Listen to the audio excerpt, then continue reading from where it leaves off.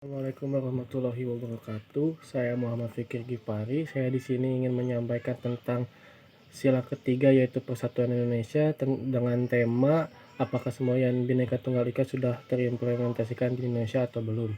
Di sini saya akan berperan sebagai kontra dan memberi contoh salah satu kasus tentang Bhinneka Tunggal Ika yang belum diimplementasikan di Indonesia, yaitu contoh kasus yang terjadi yaitu kasus Sampit.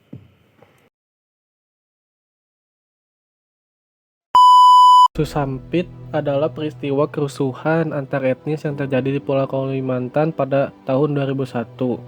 Kasus ini bermula pada 18 Februari 2001. Konflik ini berlangsung sepanjang tahun tersebut. Konflik ini terjadi karena perpecahan di kota Sampit, Kalimantan Tengah sebelum pada akhirnya meluas ke provinsi di Kalimantan termasuk ibu kota Palangkaraya.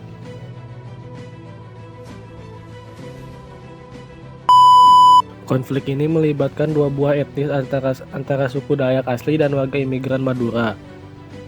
Konflik tersebut pecah pada 18 Februari 2001 ketika dua warga Madura diserang oleh sejumlah warga Dayak.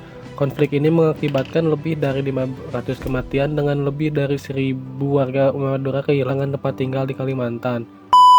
Ada juga sejumlah cerita yang menjelaskan insiden kerusuhan tahun 2001 ini mengklaim bahwa disebabkan oleh serangan pembakaran sebuah rumah Dayak.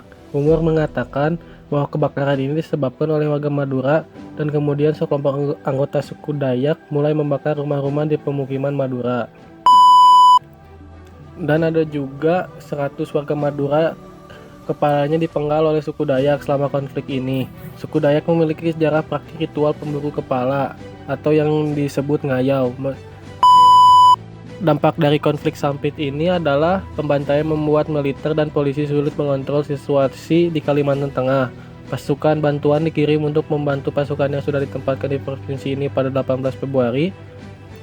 Suku Dayak berhasil menguasai suku Sampit. Polisi menahan seorang pejabat lokal yang diduga sebagai salah satu otak pelaku di belakang serangan ini. Orang yang ditahan tersebut diduga membayar 6 orang untuk memprovokasi kerusuhan di Sampit. Polisi juga menahan perusuh setelah pembantaian pertama. Kemudian, ribuan warga Dayak mengepung kantor polisi di Palangkaraya sambil meminta pelepasan para tahanan. Polisi memenuhi permintaan ini pada 18 Februari. Militer berhasil membubarkan massa Dayak dari jalanan, namun kerusuhan sporadis terus berlanjut sepanjang tahun.